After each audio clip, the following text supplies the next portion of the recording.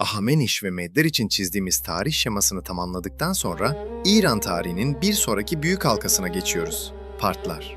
Artık sahnede Med Krallığı'nın mirasını devralan Ahamenişlerden ve onların ardından gelen Seleukos egemenliğinden sonra M.Ö. 3. yüzyılda tarih sahnesine çıkan Arsaklı Part İmparatorluğu var.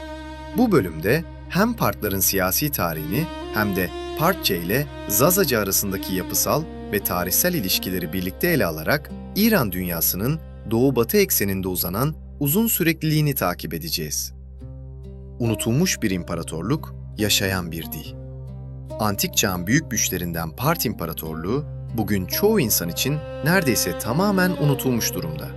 Oysa yüzyıllar boyunca Roma'ya meydan okuyan, İran platosu ile Mezopotamya arasında dev bir güç dengesi kuran bir imparatorluktan söz ediyoruz.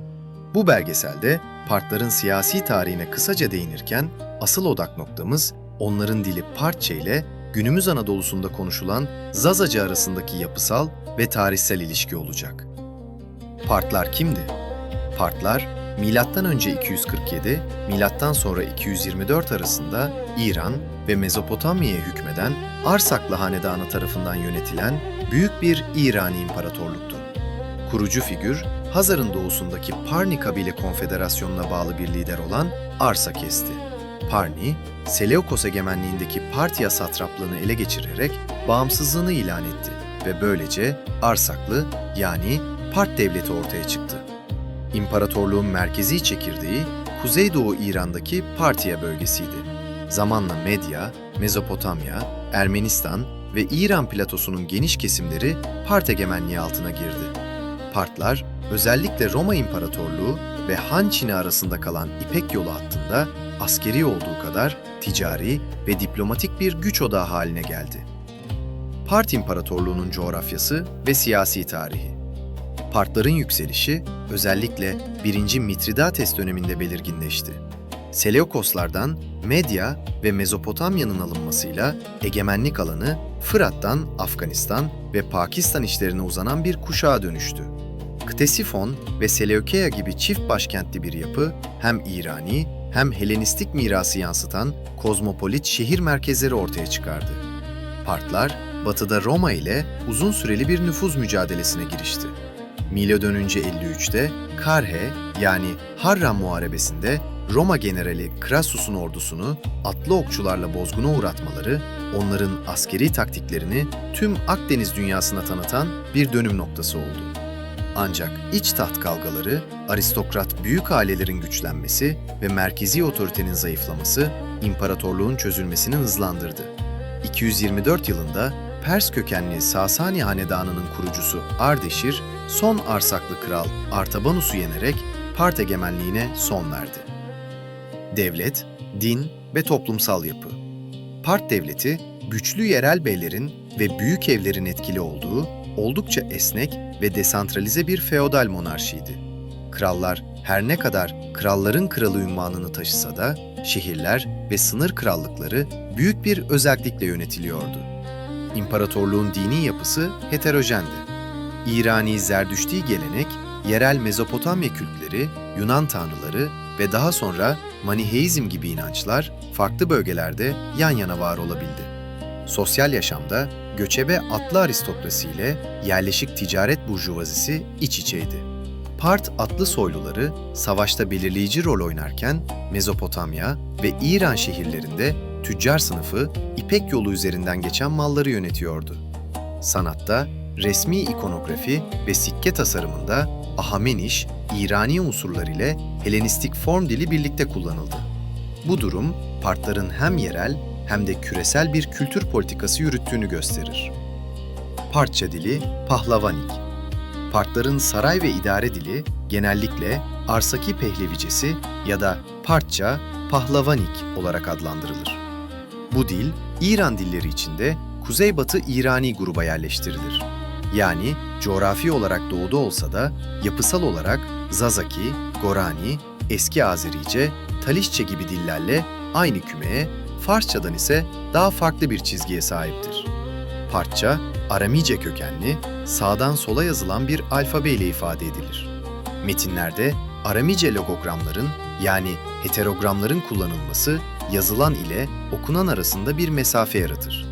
Kelime Partça okunur ama Aramice yazılır ve bu da modern çözümlemeyi zorlaştırır.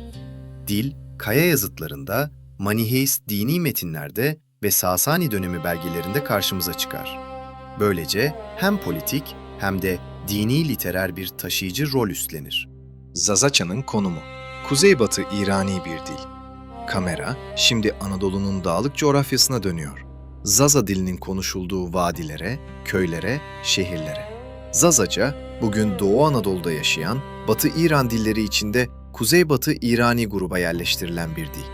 Dilbilimsel çalışmalar, Zazaca'yı Gorani, eski İrani Azerice ve Talişçe ile aynı dil kuşağında görüyor. Bu kuşak, Farsçadan belirgin biçimde ayrılan İran dünyasının en kuzey-batı İran lehçeleri şeridini oluşturuyor. Tarihsel ses bilgisi ve biçim bilim, Zazaca'nın eski İrani özellikleri görece iyi koruduğunu, özellikle ses değişimleri ve fiil sisteminde oldukça arkaik unsurlar taşıdığını gösteriyor.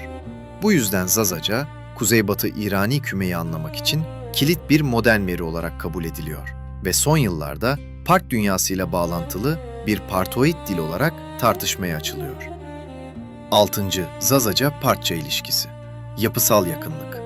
Zazaca ile Partça arasındaki ilişki, etnik köken tartışmalarından ziyade tarihsel dil bilim penceresinden ele alınmalı. Bugün için iki dil arasında doğrudan bir ana-kız ilişkisi kanıtlanabilmiş değil. Buna rağmen aynı Kuzeybatı İrani havzaya ait olduklarını gösteren güçlü yapısal benzerlikler dikkat çekiyor.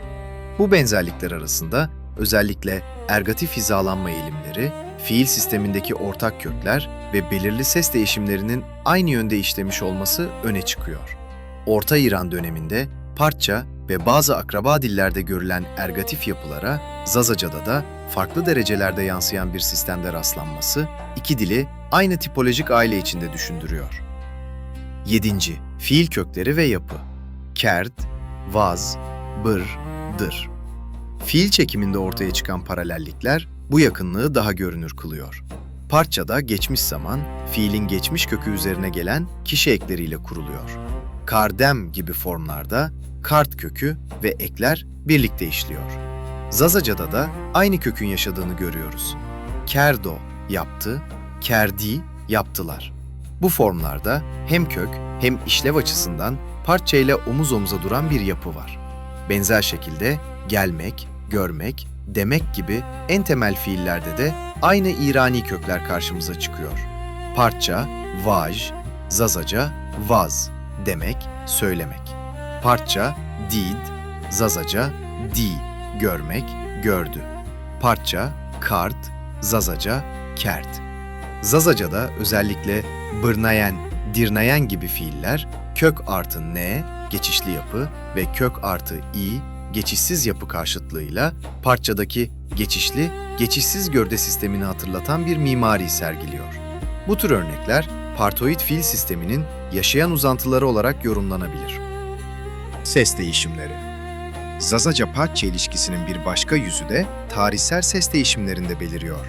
Kuzeybatı İrani dillere özgü, düzenli ve tekrar eden bazı ses değişimleri hem Partça'da hem Zazaca'da izlenebiliyor. Zazaca-Partça kelime tabloları ve beden terminolojisi cev, ev, yek, di, do, do, hire, hre, se, panc, panc, panc, pi, pid, pedar, ma, may, madar, madar.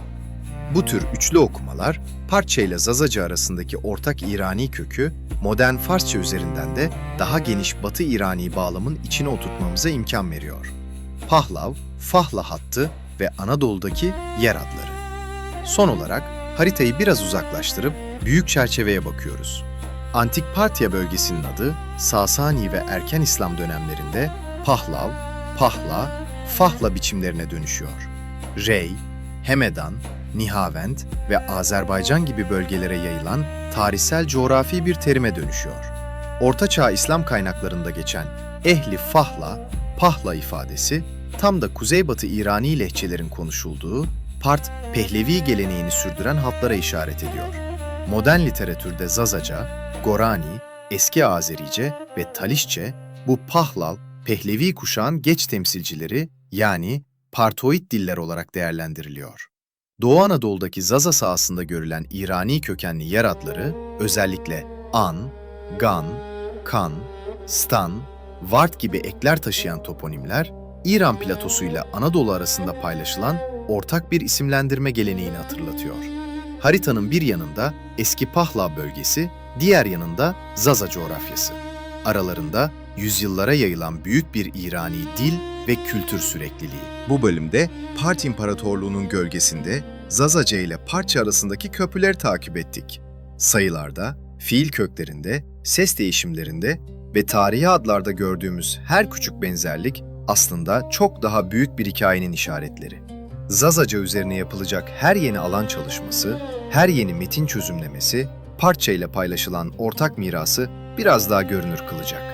Bu dil sadece bugün konuşulan bir ana dil değil, aynı zamanda İran tarihinin karanlıkta kalmış sayfalarını okumamıza yardım eden yaşayan bir anahtar.